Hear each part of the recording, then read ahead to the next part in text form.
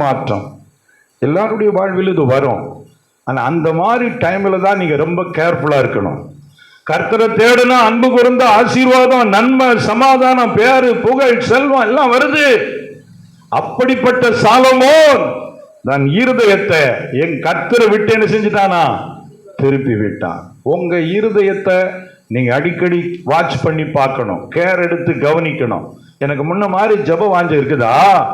முன்ன மாதிரி பைபிள் மேல எனக்கு தாகம் இருக்குதா? ஆண்டோடைய காரியத்துல என் இருதயம் முன்ன மாதிரி துடிக்குதா? இல்லைன்னா வேற காரியத்துல நாட்டம் வருதா? அது மொபைலா இருக்கலாம், அது டிவியா இருக்கலாம், அல்லது உலகத்தோடு உள்ள ஐக்கியமா இருக்கலாம். எதுவோ உங்கள் இருதயம் கர்த்தரை விட்டு திருப்பப்படும் பொழுதுதான் வாழ்க்கையில சாத்தான் உள்ளே வருகிறான். சாத்தானுக்கு நாம் இடம் கொடுத்து விடக்கூடாது. எந்த ஒரு மனிதனானாலும் எவ்வளவு பெரிய பரிசுத்தமானாலும் சாத்தான் இருதயத்தை திருப்பி விடுவான்.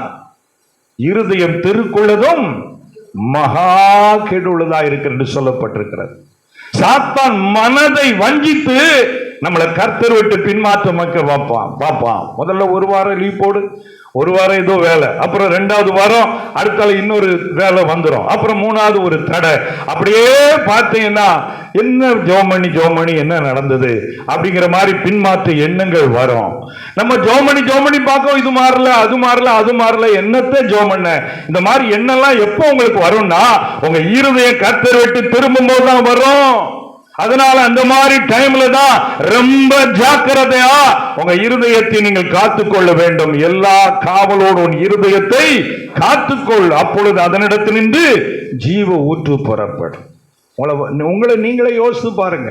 எப்பவுமே நம்ம வெளியே பார்க்கறத விட வெளியே நம்ம நல்லா ட்ரெஸ் பண்ணியிருக்கிறோமா, மேக்கப் பண்ணியிருக்கிறோமா, நம்ம உடம்பு நல்லா இருக்கா, ட்ரெஸ் நம்ம எல்லாம் நல்லா இருக்கான்னு பார்க்கறதெல்லாம் ஒரு பக்கம் இருக்கட்டும், மனசு எப்படி இருக்குன்னு அடிக்கடி பார்க்கணும். ஆமைன்னு சொல்லுங்க. என் மனசுல பக்தி இருக்கா? என் மனசுல ஆண்டவர் மேல அந்த வாஞ்சை இருக்குதா? ஆனா அடிக்கடி செக் பண்ணுவேன். அந்த ஜெபதாகம் குறைஞ்சிட்டா, ஆண்டவரே நான் சரியில்லைப்பா, அப்ப என்ன பண்ணுவேன்? மறுபடி ஒரு 4 நாள் உபவாசம் பண்ணுவோம், ஆண்டவர் சமூகத்துல காத்திருப்போம். மறுபடி அந்த பிரசன்னம், அந்த தாகம், அந்த உற்சாகம் வந்தாதான் அந்த காரியத்தை நான் விடுவேன். அது வரைக்கும் தொடர்ந்து நான் போராடுவேன். நம்ம கவனத்தை திசை திருப்பதற்கு 1000 பிரச்சனைகளை சத்துரு கொண்டு வருவார். ஒரு ஆமேன்னு சொல்லுங்க. ஆனாலும் நம்ம ஹார்ட் எங்கதான் இருக்கணும்? நம்ம டைரக்ஷன் காடு தான். ஆமேன்னு சொல்லுங்க. நம்ம அப்படி டைவர்ட் ஆயிடக்கூடாது. ஒரு ஊழியக்காரர் சொல்றாரு, 50 வருஷத்துக்கு மேல ஊழியம் செய்தவர், சத்துரு ஒரு தேவ பிள்ளையை உற்சாகம் இல்லாதபடி செய்வதற்கு என்னெல்லாம் செய்வானோ அவ்வளவு செய்வான். அவனை முன்ன போயிடாதபடி பிடிச்சி சட்டையை பிடிச்சு வச்சு முன்ன என்ன வேகமா போற, உங்க வேகத்தை குறைக்கிறதுக்கு செய்ய வேண்டிய வேலையை செய்வான். உங்களை முன்னேற விடாம செய்ய வேண்டியதை செய்வான். நீங்க அதையும் தாண்டி உற்சாகமா இருந்தீங்கன்னா உங்களை கூப்பிட தள்ளி விட்டுருவான் அப்படின்னு சொல்றாரு. நீ ரொம்ப வேகமா இருக்கல்ல, போய் பொத்துன்னு உழு அப்படின்னு ஏதாவது ஒரு தேவையில்லாத காரியத்துல அதிக ஆவலை, அதிக வாஞ்சையை, அதன் மேல அதிக நாட்டத்தை வச்சு போ, அதுல போய் உள்ளுன்னு தள்ளி விட்டுருவான். அதனால ரொம்ப நம்ம கவனமா இருக்கணும். கைவத்தி அல்லையா சொல்லுங்க. ஏன்னா நமக்குள்ளே வெளியேறப்பட்ட ரட்சிப்பு இருக்கிறது, வெளியேறப்பட்ட அபிஷேகம் நம்மையில் இருக்கிறது, நமது பெயர் பரலோகத்தில் இருக்கிறது, நமக்குள்ளே இயேசு வாழ்கிறார். அதனால நம்ம எல்லாரையும் போல நம்ம வாழ முடியாதுங்க. நம்முடைய இருதயத்தை ரொம்ப ஜாக்கிரதையா நாம் காத்துக்கொள்ள வேண்டிய இருக்கிறது. சாலோமன் அங்கதான் மிஸ் பண்ணான். எதனால அவன் பின்வாங்கினாங்கிறத கடைசியில் சொல்றேன். இப்பொழுது அவன் பின்மாற்றம் ஆன பொழுது என்னெல்லாம் நடந்தது பாருங்களேன். வேத வசனத்தை நீங்கள் வாசிங்க. 1 ராஜாக்கள் அதே 11 அதிகாரம் 10ஆம் வசனத்தை வாசிங்க. 10வது வசனம். அவர் கற்பித்ததை கைக்கொள்ளாமல் போனதினால் Lord got angry. கர்த்தர் அவன் மேல் என்ன ஆயிட்டாரா? அப்ப ஆண்டவர் கோபப்படுவாரா? கோபப்பட மாட்டாரா? இயேசு அன்புள்ளவர் நமக்கு தெரியும். ஆனா ஆலயத்தை கள்ளர் குகை ஆக்கின போது கையில என்ன எடுத்தாரு சொல்லுங்க? சவுக்கு எடுத்தாரா இல்லையா? ஊழியக்காரர் ஒரு கடிந்து ஒன்று சொன்னாலே நமக்கு சிலருக்கு முடியல. ஆனா ஒரு சரியான ஊழியம், ஒரு சரியான போதனைன்னா அதுல மக்கள் மேல் அன்பும் அரவணைப்பும் இருக்கணும். மக்கள் தவறும் போது எச்சரிக்கிற போதனைகள் இருக்கணும். ஆமென் சொல்லுங்களேன். ஆகவே பிரியமானவர்களே, இங்கே சாலமோன் கர்த்தர் அவனுக்கு 2 விஷயம் தரிசனமா சொன்னார். சாலமோன், நீ போறது சரியில்லை. சாலமோனே, நீ என் மேல அன்பா இருக்கிற நீ போற போக்கு சரியில்லை. 2 விஷயம் ஆண்டவர் தரிசனமானார். ஆனா அவன் இருதயத்தை திருப்பி, எப்போ நம்ம இருதயம் வேற பக்கம் திரும்புதோ கர்த்தர் சத்தத்துக்கு நம்ம செவி கொடுக்க மாட்டோம். என்ன சொன்னாலும் நம்ம காதுல என்ன செய்யாது. அதான் இங்க சாலமோனுக்கு நடக்கிற. கர்த்தர் 2 தடவை சொல்லியும் அவன் அதை கேட்கல. எப்போ நம்ம கர்த்தர் சத்தத்தை கேட்கும் மனநிலைக்கு வருவோம் தெரியுமா? நம்ம இருதயம் கர்த்தருக்குள்ள இருந்தாதான் ஆண்டவருக்கு கீழ்ப்படியணுமே, கேட்கணுங்கிற எண்ணம் வரும். ஒரு ஆமைன்னு சொல்லுங்களேன். ஆனா அவன் கேட்கல. கர்த்தருக்கு என்ன ஆயிட்டு? கோபம் வந்துட்டு. அவர் கோபத்தை தாங்க முடியுமாங்க? கர்த்தர் கோபப்பட்டா நம்மளால தாக்கு பிடிக்க முடியுமா? கர்த்தர் எவ்வளவு இரக்கம் உள்ளவரோ அவ்வளவு கோபப்பட்டார்னா ஒரு நிமிஷத்துல தொலைச்சிருவார். அதனால நமக்கு எப்பவும் ஒரு பக்கம் பயம் இருக்கணும். கர்த்தர் அடிச்சிடக்கூடாது, கர்த்தர் தண்டிச்சிடக்கூடாது, ஆண்டவருக்கு பிரியமில்லாம போய் வாழ்க்கையில மோசத்தை சந்திச்சிடக்கூடாதுங்கிற பயம் இருக்கணும். ஆனா அந்த நேரத்துல சாத்தான் என்ன சொல்லி கொடுப்பான் தெரியுமா? இப்ப நிறைய ஊழியக்காரங்க அப்படித்தான் பிரசங்கிறேன். என்ன தெரியுமா? அவர் கிருபை உள்ளவரு, அவர் இரக்கம் உள்ளவரு, அதெல்லாம் தப்பு பண்ணாலும் ஒண்ணும் கண்டுக்க மாட்டாருங்கிற போதனையை சத்துரு சொல்லி கொடுப்பான். ஆனால் அவன் மனம் திரும்பாவிட்டால் அவர் தம்முடைய பட்டயத்தை கருக்காக்குவார்னு சொல்லப்பட்டிருக்கிறது. கிருபை உள்ளவர் தான். நம்ம பாதை தொடர்ந்து ரூட்டு சரியில்லாம போனா கோபமாகுவார் என்றும் சொல்லப்பட்டிருக்கிறது. அதனால அந்த கிருபையை மிஸ் பண்ணிடக்கூடாது, மிஸ்யூஸ் பண்ணிடக்கூடாது, தவறாய் பயன்படுத்தி விடக்கூடாது. சரி, கோபமானவனே என்ன நடக்கிறது? 11ஆம் வசனத்தை பாருங்க. 1 ராஜாக்கள் 11:11. ஆகையால் கர்த்தர் சாலமோனை நோக்கி, நான் உனக்கு கட்டளையிட்ட என் உடன்படிக்கையையும் என் கட்டளைகளையும் நீ கைக்கொள்ளாமல் போய் இந்த காரியத்தை செய்தபடியினால் ராஜ்யபாரத்தை உன்னிடத்திலிருந்து பிடுங்கி அதை உன் ஊழியக்காரனுக்கு கொடுப்பேன். கர்த்தர் கொடுக்கிறவரு நமக்கு தெரியும். இங்க என்ன செய்யறாரா? பிடுங்குறாரா? எவ்வளவு ஆபத்தான வார்த்தை பார்த்தீங்களா? இதெல்லாம் நமக்கு தெரியணும். ஒரு ஆமைன்னு சொல்லுங்க. கர்த்தர் தருவார் தருவார் தருவார் தருவார். சரியில்லைன்னா இருக்கிறது என்ன செய்வாரு? பிடுங்கவும் செய்வார். அல்லேலூயா. நான் உங்களுக்கு சரியான போதனை கொடுக்கிறேன். அதை உங்களை பூசி மெழுகி நீ எப்படினாலும் இரு, கர்த்தர் ஆசீர்வதிச்சான போதனை செய்யக்கூடாது. நான் நியாயமாய் பேசணும். சத்தியத்தை பகுத்து போதிக்கிறவனாய் ஒரு ஊழியக்காரன் இருக்க வேண்டும்.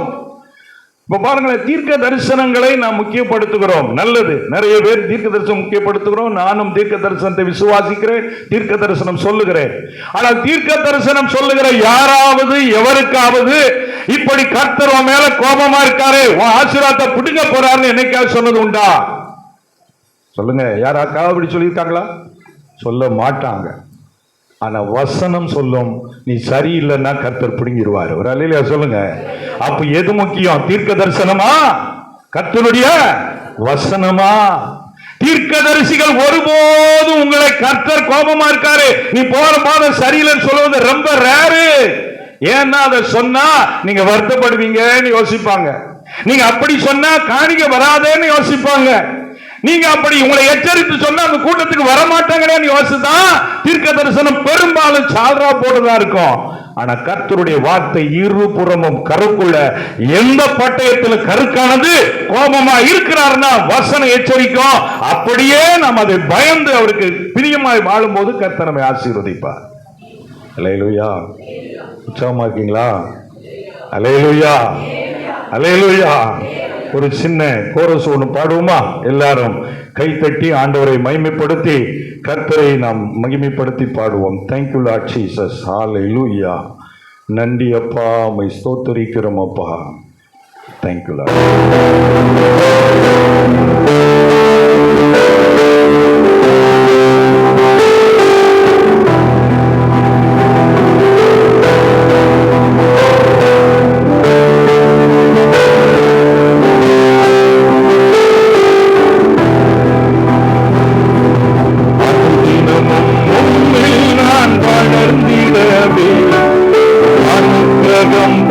வேண்டும்.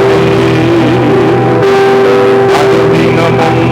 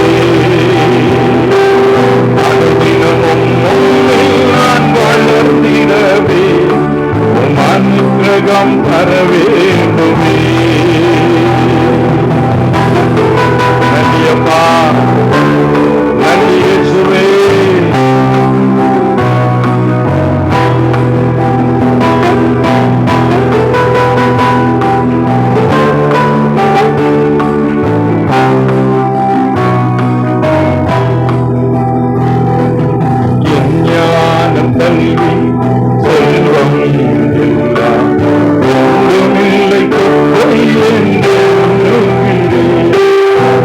ஞானம் கல்வி செல்வங்கள் எல்லாம் ஒன்றுமில்லை குப்பை என்று எண்ணுகிறேன். நீதி நியாயங்கள் அழுக்கான கந்தை என்றே உணர்ந்தேன் இயேசுவே. நீதி நியாயங்கள் அழுக்கான கந்தை என்றே உணர்ந்தேன் இயேசுவே. தினமும் உன்னில் நான் வளர்ந்திடவே உம் அனுக்கிரகம் தர வேண்டுமே. அல்லேலூயா. ஆண்டவர் சாலோமோன் மேல் கோபமானது மாத்திரல்ல, என்ன சொல்றாரு? உன் ராஜ்யபாரத்தை என்ன செய்ய போறேன்? பிடுங்க போறேன். அதை யாருக்கு கொடுக்க போறேன்? உன்கிட்ட வேலை செய்யற ஆளு கொடுக்க போறேங்கிறார். எப்படி இருக்கும் பாருங்க. தேவன் எவ்வளவு நம்மை உயர்த்துவதில் கவனமா இருக்கிறாரோ அது போல நம்ம சரியில்லைன்னா சிக்ஷிக்கவும் அவர் கரிசனையா இருப்பார். அல்லையா சொல்லுங்க. அதனால பாடுகள் உபத்திரவங்கள் வரும்போது நம்ம கொஞ்சம் ஆராய்ந்து பார்க்கணும். எதனால எனக்கு இந்த மாதிரி போராட்டங்கள், எதனால எனக்கு மாத்திரம் இவ்வளோ வேதனை, அதை உணர்ந்து சில வேளை உங்களை தாழ்த்த வேண்டியிருக்கும், சில வேளை சில காரியங்களை விட வேண்டியிருக்கும், சில வேளை ஆண்டவர் உங்களை மனம் திரும்ப சொல்லுவார்.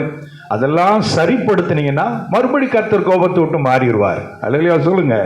அவர் என்றைக்கு கோபமா இருப்பதில்லை. அவருடைய கோபம் ஒரு நிமிஷம், அவருடைய தயவோ நீடிய வாழ்வு என்று எழுதியிருக்கிறார். அதனால நம்ம மனம் திரும்பிட்டோம்னா கர்த்தர் கோபத்தை விட்டு மாறிடுவார். ஆனா சாலமோன் என்ன செய்யவே இல்லை? மனம் திரும்பவே இல்லை. என்ன நடக்கிறது? அதே 1 ராஜாக்கள் 11ஆம் அதிகாரம், நேரமில் வேகமாக சொல்கிறேன், 14ஆம் வசனம், 25ஆம் வசனம், 26ஆம் வசனம் வாசிங்கன்னா 3 எதிரிகள் அவனுக்கு எழும்புகிறாங்க. இதுக்கு முன்னால கர்த்தரோடு இருக்கும்போது அவனுக்கு எதிரியே கிடையாது. அதனால்தான் ஆலயத்தை ஃப்ரீயா கட்டுறான். எந்த தடை இல்லை, எந்த ஒரி இல்லை, ஃப்ரீயா இருக்கிறான். ஆனா கர்த்தரை விட்டு விலகின உடனே இப்ப எதிரிகள் எழும்புகிறார்கள். சில வேளை எதிரிகளை கர்த்தரும் எழுப்புகிறார். ஒரு ஆமென் சொல்லுங்க. எதற்காக? நாம் சரியாக வேண்டும், நாம் மனம் திரும்ப வேண்டும் என்பதற்காக எதிரிகளை கர்த்தர் அனுமதிக்கிறார், எழுப்புகிறார். கர்த்தரே எழுப்பினார்னு இருக்கு வசனத்துல. ஆனா இந்த சாலமோன் செய்த அடுத்த மிஸ்டேக் என்ன? இந்த எதிரிகள் எழும்பும் பொழுது அந்த எதிரிகளை அழிச்சிடணும்னு நினைச்சானே தவிர, நான் கர்த்தர் விட்டு சரியில்லாம போயிட்டேனே ஆண்டவரே, நான் மறுபடியும் அவன்கிட்ட வர்றப்பா, நம்ம அப்படி திரும்பல, எதிரியத்தான் அழிக்க நினைச்சா. அதனால கர்த்தர் அவனுக்கு மறுபடியும் வாழ்வு கொடுக்கவே வாய்ப்பில்லாமல் போய்விட்டது. எப்போதுமே நமக்கு கஷ்டம் வரும்பொழுதெல்லாம் நம்ம இருதயம் ஆண்டவருக்கு நேரம் திரும்பிடணும். அல்லையா சொல்லுங்க. ஜெபத்தை மறுபடியும் பண்ணணும், மறுபடி கர்த்தரோடு ஐக்கியப்படணும். அப்படி நம்ம வந்துட்டோம்னா அந்த பாடெல்லாம் மாறிடும். ஆனா அதை விட்டுட்டு நம்ம வீண் வைராக்கியம் கொண்டு எதிரிகளை நம்ம அழிச்சிடணும், எனக்கு எதிராக எவனும் இருக்கக்கூடாதுங்கிற எண்ணத்துக்கு போகும்போது அது தேவையற்ற துன்பத்தை கொண்டு வருகிறது. சாலமோன் அந்த தவறை செய்தான். 1 ராஜாக்கள் 11ஆம் அதிகாரம் 4வது வசனத்தை நீங்க வாசி பார்த்தீங்கன்னா அங்கே கர்த்தருடைய வார்த்தை இப்படி சொல்லுகிறது. 4ஆம் வசனத்துல பின்பகுதியில தாவீதினுடைய அவனுடைய இருதயம் அவன் தகப்பனாகிய தாவீதின் இருதயத்தை போல தன் தேவனாகிய கர்த்தரோடே உத்தமமா இருக்கல. கர்த்தரை இழந்தான். கர்த்தரை இழந்தான். He lost God. அவன் கர்த்தரை இழந்தான். இந்த உலகத்துல பெரிய இழப்பு எது தெரியுமா? எதை இழந்தாலும் பரவாயில்ல. யோபு எல்லாத்தையும் இழந்தான். சொத்து, சுகம், ஆசி, பிள்ளைகள் எல்லாம் இழந்தான். ஆனா கர்த்தரை மாத்திரம் இழக்கல. கைத்தட்டி அல்லேலூயா சொல்லுவோமா? எதை இழந்தாலும் நம்ம எதை இழக்க கூடாது? கர்த்தர் தான் பெரிய சொத்து. ஆமென் சொல்லுங்க. யோபு அப்படி அந்த சூழ்நிலையில கர்த்தரிடத்தில் உறுதியா இருந்ததுனால கர்த்தர் ஒரு நாள் சிறையிருப்பை மாற்றினார். என் பிள்ளைக்கு எதெல்லாம் இழந்தானோ எல்லாம் 2 கொடுன்னு கர்த்தர் ஆசீர்வதித்தாரு. அல்லேலூயா சொல்லுங்க. நீங்க எவ்வளவு பெரிய துன்பத்திலும் கர்த்தரை மாத்திரம் ஸ்ட்ராங்கா பிடிச்சீங்கன்னா, எவ்வளவு அவமானப்பட்டீங்களோ, எங்கெல்லாம் பாடுபட்டீங்களோ அதே இடத்துல உங்களை ராஜா மாதிரி தூக்கி நிறுத்தி உங்களை எல்லாரும் ஆச்சரியப்படும்படி நிறுத்திடுவாரு. காரணம் அவர்தான் கர்த்தர். அல்லேலூயா. ஆனா சாலமோன் அப்படி திரும்பல. எப்படி பின்வாங்கி போன? வேகமா 3 வசனத்தை சொல்லிட்டு ஜெபிக்க போறோம். 1 ராஜாக்கள் 11:3 3வது பாயிண்ட். ஏன் சாலமோன் விழுந்தான்? 1 ராஜாக்கள் 11:1 வாசிங்க வேகமா. ராஜாவாகிய சாலமோன் பார்வோனின் குமாரத்தியை நேசித்ததும் அல்லாமல் மோவாபியரும் அம்மோனியரும் ஏதோமியரும் சீதோனியரும் ஏத்தியரும் ஆகிய அந்நிய ஜாதியாரான அநேகம் ஸ்திரீகள் மேல் ஆசை வைத்தான். முதல்ல போட்டிருக்கு நேசித்தான்னு போட்டிருக்கு. ஆங்கிலத்தில் லவ்டு அப்படின்னு இருக்கு. எதனால இழந்தான்? லவ்ல தான் விழுந்தான்.